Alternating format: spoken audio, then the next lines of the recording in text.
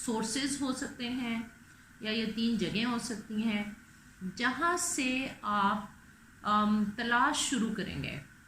या आप अगर आप हैं ही एक रिसर्चर्स माइंडसेट में जीने वाले इंसान, तो शायद आप तलाश शुरू नहीं करेंगे। आपको रोज़ाना यहाँ मौजूद होते हुए चीज़ें विजिबल हो रही होंगी, आपके सामने आ रही होंगी। कहाँ वो 3 जगह कहाँ है? You look around where you live, you look around where you work and you look around where you study. आप जहाँ रहते हैं, जिस कल्चर का हिस्सा होते हैं, जिस कम्युनिटी का हिस्सा होते हैं, जिस लोकेल में रहते हैं, वहाँ पर रोज़मर्रा की ज़िंदगी में when you have a researchers mindset, तो आपको डिफरेंट प्रॉब्लम्स नज़र आती हैं और आपको लगता है कि हमें इस पर काम करने की ज़रूरत है, इस पर तहकीक करने की ज़रूरत है, इस प्रॉब्लम को अनपैक करने की ज़रूरत है या सॉल्व करने की ज़रूरत है। बेसिकली दोनों में से कोई एक चीज़ ज़रूर आपको बार बार जहन में आती है। The place where you work, आप जहाँ काम कर रहे हैं, जो आपका फील्ड ऑफ प्रैक्टिस है। मैंने जो अपनी ज़िंदगी में एमएससी साइकोलॉजी के दौरान रिसर्च की पहली, वो था वो प्रॉब्लम आइडेंटिफाइड था फ्रॉम वेयर आई लिव। और मैं अपने आसपास बहुत सारे लोगों को बार बार खौफ में मुब्तला देखती थी। जब मैं एमएससी कर रही थी तो मैंने इस प्रॉब्लम को देखते हुए, यानी उस वक्त के इस सिनेरियो को देखते हुए, मैंने जो सबसे पहली स्टडी की थी अपनी एमएससी साइकोलॉजी के दौरान, वो थी डेथ एंग्जाइटी के ऊपर। क्योंकि मुझे लग रहा था कि हर कोई मरने से खौफजदा हुआ है और वो थोड़ा ग्रुप भी था और फिर और चीज़ें भी हो रही थी आसपास। तो जब आप एक ख़ास किस्म के सिनेरियो में रह रहे हैं, जी रहे हैं, तो वहाँ से आपको कोई ना कोई प्रॉब्लम आइडेंटिफाई हो जाएगा। फिर जो दूसरी स्टडी मुझे याद है कि मैंने की, वो था कि मेरे आसपास मेरे दोस्तों में और मेरे फैमिली में जो एडोलेसेंट्स या अर्ली एडल्ट्स थे, बिल्कुल वो कुछ बहुत एग्रेसिव थे, कुछ बड़े काम थे और कुछ बहुत सबमिसिव थे। मेरा दूसरा रिसर्च प्रॉब्लम था impact of parental conflict on adolescents personality. इसका मतलब है कि मैं जहाँ रह रही थी, जहाँ जी रही थी, जो मेरे लिविंग एक्सपीरियंसेस थे, they gave me the research idea. फिर the places where you work, जब मैंने यूके में पहले अपना एडी शुरू किया, तो उसमें वो हर सेमेस्टर में कहते थे कि आप थैंक यू जुबेरिया, कि आप छोटी छोटी रिसर्च स्टडीज़ करें। तो मैं पार्ट टाइम यूके जाती थी और वापस आती थी। तो मैंने अपने स्कूल एनवायरनमेंट में जहाँ मैं पढ़ा रही थी, वहाँ पर लोगों को कहते सुना, कभी जो नए यंग टीचर्स आते थे, कभी उनको क्लासरूम मैनेजमेंट के इश्यूज़ हो रहे होते थे, कभी उनको सब्जेक्ट की टीचिंग में, पेडागोजी में इश्यूज़ हो रहे होते थे। तो मैंने identification of issues faced by novice teachers, जो पहले 1-2 सालों में, उनके ऊपर रिसर्च कर डाली। And then third resource of study of problem identification can be what you study. आप जो पढ़ रहे हैं, जब आप पढ़ रहे हैं और कोर्स वर्क कर रहे हैं या कुछ भी किसी भी तरह की स्टडीज़ कर रहे हैं, दैट्स द बेस्ट थिंग कि आप उस दौरान कुछ चीज़ें नोट डाउन करते जाएं कि हाँ, ये एरिया ऑफ रिसर्च मुझे अट्रैक्ट कर रहा है, या ये एरिया ऑफ स्टडी मुझे मेरे इंटरेस्ट की है, मेरे लिए इंटरेस्टिंग है। तो ये 3 मेजर सोर्सेज हैं। जो अगर आप मुख्तलिफ यूनिवर्सिटीज़ की वेबसाइट्स पे भी जाएंगे तो आपको यही 3 सोर्सेज सबसे पहले दिखाई देंगे कि either the place or the culture or the environment where you live, the work you do, and then wherever you are studying and whatever you are studying. अब ये तो था सिर्फ आइडिया ऑफ रिसर्च। जब आपको रिसर्च आइडिया मिल गया तो आपने पहले एक दो स्टेप्स क्या लिए? And mostly when research students or research scholars begin, the word topic appears in the discourse. गुफ्तगू में भी आता है और उनके ज़हनों में भी टॉपिक होता है, जबकि पहली स्टेज पे you look for an idea for research, and once you have the idea for research you talk to people about it. जब हमारे पास यहाँ स्टूडेंट्स वर्कशॉप में आते हैं तो जिस तरीके से मैं उनको लेके चल रही होती हूँ ओरिएंटेशन वर्कशॉप में, मैं उनको कहती हूँ ठीक है, ये आपका आइडिया है, कम से कम 3 लोगों से बात करें, और उन 3 लोगों से बात करने में आपके पास मुख्तलिफ तरह की राय आ जाएगी। या कुछ लोग आपको कहेंगे कि ये रिसर्चेबल नहीं है, कुछ लोग आपको कहेंगे कि इस पे पाकिस्तान में काम करने की ज़रूरत नहीं है, और कुछ लोग आपको कहेंगे कि हाँ ये बहुत अच्छा रिसर्च आइडिया है, लेकिन देखो इसमें ये मसाइल होने वाले हैं। मैं हर स्टूडेंट से और हर रिसर्च स्कॉलर से ये कहा करती हूँ कि if you have conceived an idea, तो उसको किसी भी पर्सन ABC के पास जाके बात करने का मकसद ये नहीं होता कि मैंने इसको छोड़ देना है। मकसद ये होता है कि मैं ये सुनूं कि लोग क्या क्या सवाल उठा रहे हैं मेरे आइडिया के ऊपर, और उन सवालों को लेके मैं स्टेप 2 में चला जाऊं and start searching about it. कोई भी टॉपिक, मेरे पास आने वाले स्टूडेंट्स इस बात की गवाही देंगे कि जो टॉपिक वो लेके आते हैं, मैंने कभी ये नहीं कहा कि ये रिसर्चेबल नहीं है। हाँ, उसकी डिटेल्स में जाना और फिर रिसर्च प्रॉब्लम को फ्रेम करना, ये एक प्रोसेस है, और इस प्रोसेस में आपको चले जाना चाहिए even after all kinds of discouragement. Working on it से मुराद ये है कि आप अपने तई उस पर रिसर्च शुरू कर दें। कौन सी रिसर्च? जिसको मैंने बड़े स्ट्रेट फॉरवर्ड लफ्ज़ में लिख दिया है, search on Google. The very first thing is to talk to people. एक या एक से ज़्यादा लोग, 2-3 लोग हो जाए, वो आपको डिस्करेज करें या इनकरेज करें, दोनों सूरतों में नोट्स ले लें। What are they saying and why are they saying this.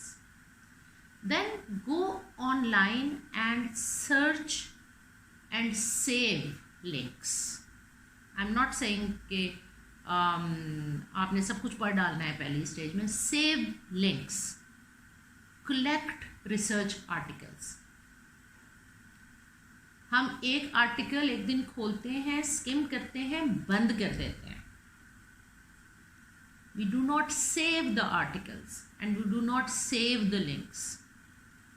ये जो छोटी छोटी डिटेल्स हैं, ये जो छोटे छोटे करने के काम हैं, अभी आप अगली 2-3 स्टेजेस में देखेंगे कि ये काम आता है। आपने वापस जाना होता है, आपने बार बार उसी लिटरेचर की तरफ वापस जाना होता है।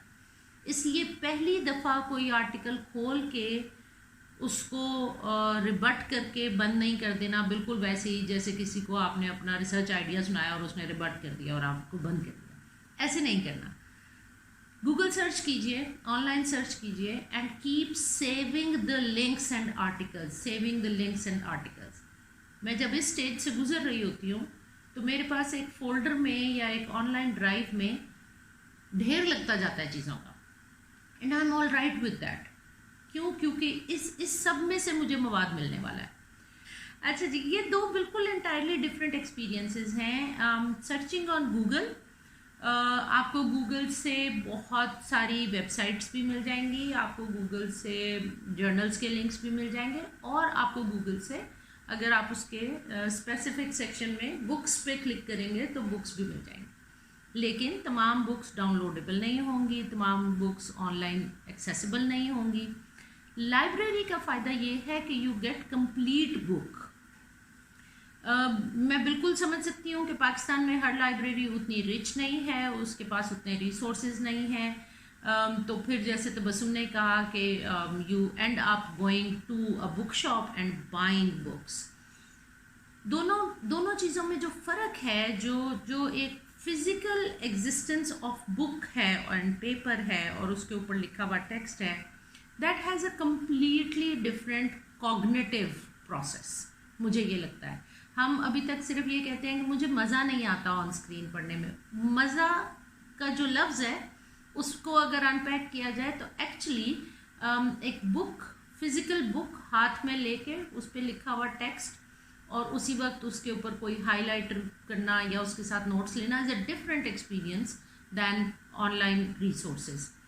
ऑनलाइन रिसोर्सेज को पढ़ने वाले स्टूडेंट्स में एक जो मुझे ख़तरा लगा वो ये लगा कि दे स्किम अ लॉट, यानी वो जल्दी से गुजरते हैं ऑनलाइन मटीरियल या ऑन स्क्रीन मटीरियल से, जबकि किताब सफ़ा ब सफ़ा जिस तरह पढ़ी जाती थी और पढ़ी जाती है वो एक पूरा प्रोसीजर है। आप ऑथर के साथ चलते हैं, अगर आप थोड़ा सा आगे भी निकल जाते हैं तो आप कुछ सफ़े पलट के वापस जाते हैं कि नहीं नहीं यहाँ पर ऑथर ने क्या कहा था, मैं इसको वापस पढ़ते हुए आता हूँ।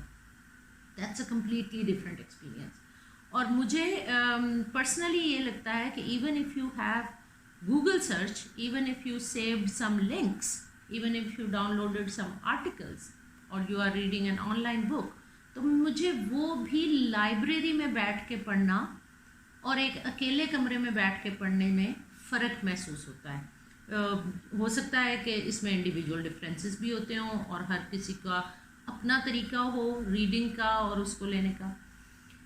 क्यों किसी एक्सपर्ट से बात करने के फ़ौरन बाद हमने कहा कि we will search for materials either online or going to library, and we will collect materials and we will save links.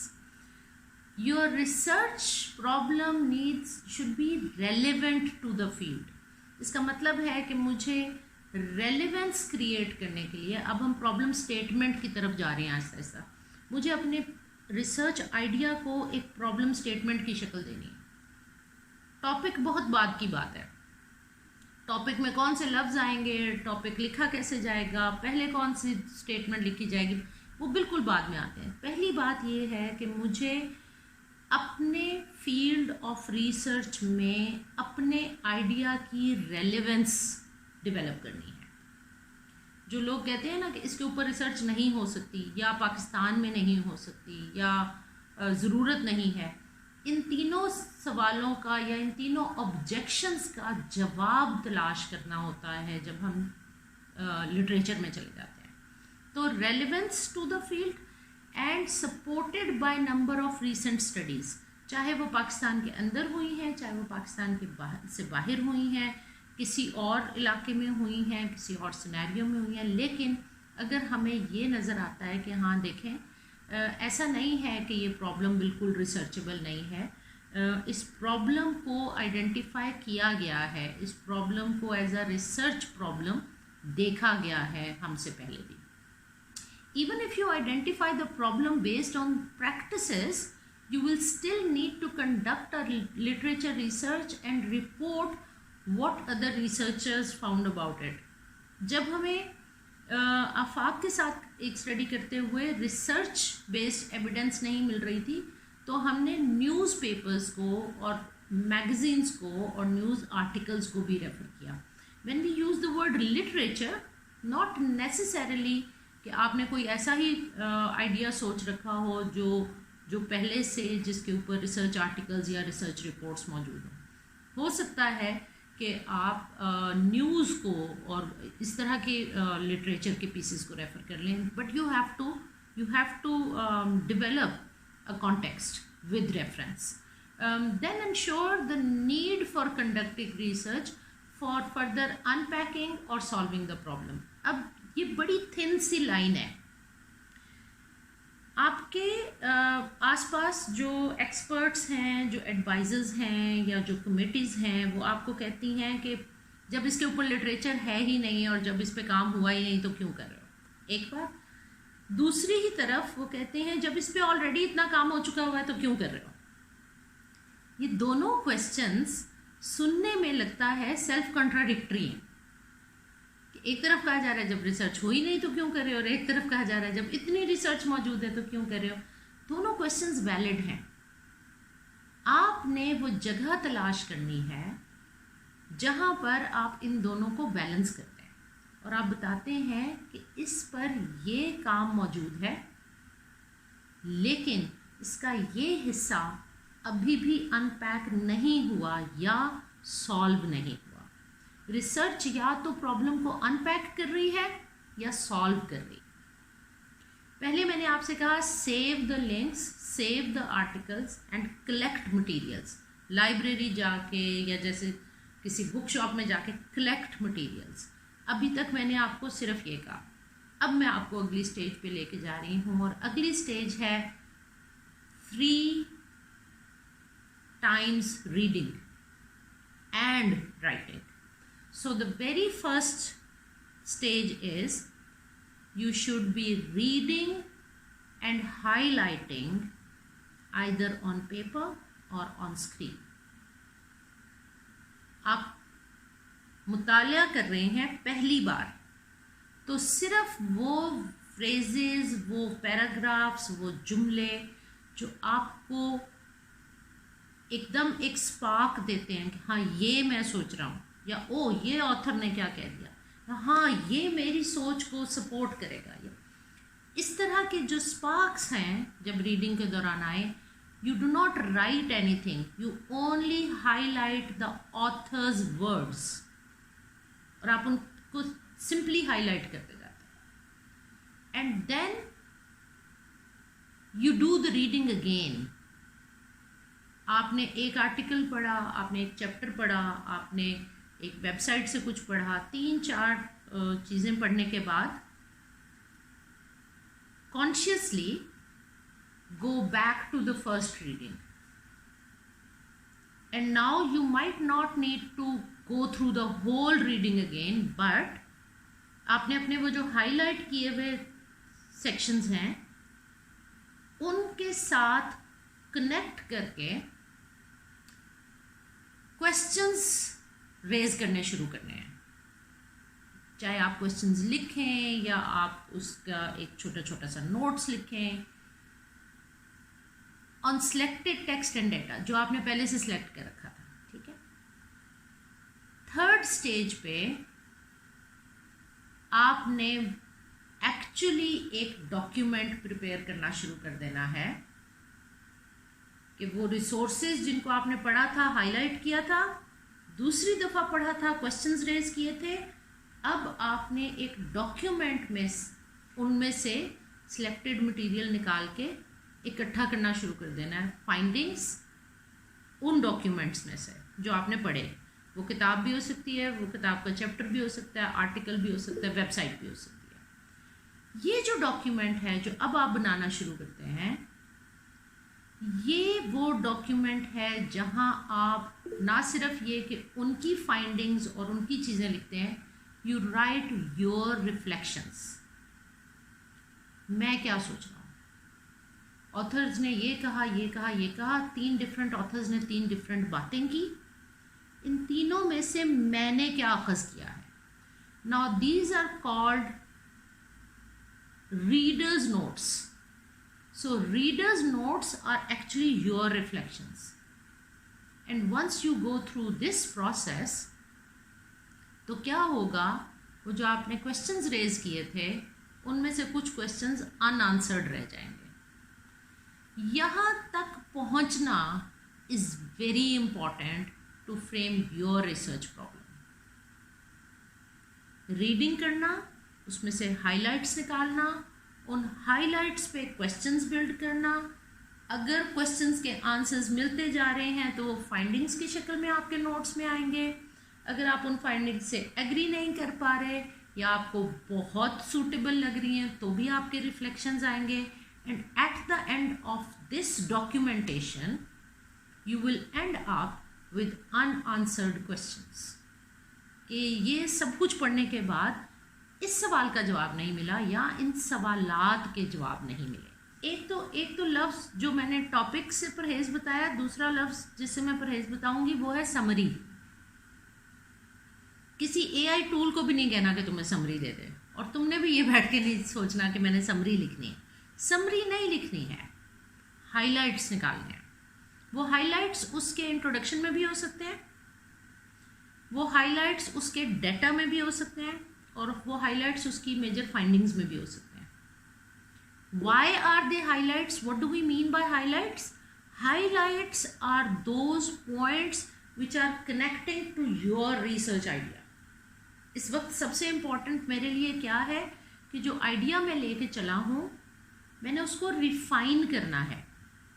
हो सकता है उसकी शक्ल by the end of this process बहुत बदल चुकी हो, लेकिन मेरे लिए हाईलाइट वो है जो मेरे रिसर्च आइडिया से कनेक्ट कर रहा है. डू नॉट अवॉइड रीडिंग, क्योंकि ये जो प्रोसेसर मेरे सर में लगा हुआ है ना, इसमें से उन वर्ड्स का गुजरना बड़ा ज़रूरी है. एंड आई रिपीट, ऑथर के वर्ड्स का मेरे ब्रेन के प्रोसेसर में से गुजरना ज़रूरी है. टेक्नोलॉजी की भी हेल्प लें, एआई की भी हेल्प लें, it makes your life easier, but you as a researcher make your life complicated as well. क्योंकि जिस दिन आपने अपने प्रॉब्लम को डिफेंड करना है, अपने प्रपोजल को डिफेंड करना है, उस दिन इस प्रोसेसर में से फाइलें खुलनी चाहिए. वहाँ बैठे हुए आप ये ना कहीं हो जाए कि ओ ये तो काम मैंने किसी टूल से किया था, so I don't know the details. ऐसा कोई लम्हा नहीं आना चाहिए. इसलिए using AI as a tool, yes. Using software as a tool, yes. But taking it as an alternative of your own cognitive process is a dangerous thing for researcher. क्योंकि researcher के दिमाग से वो लफ्ज़ हो गुजरे हों और आपने उस पर रिस्पॉन्ड किया हो, आपने उस पर रिफ्लेक्ट किया हो, ये दोनों तीनों लफ्ज़ बाकायदा कॉग्निटिव प्रोसेस हैं. ये होने बड़ी ज़रूरी है.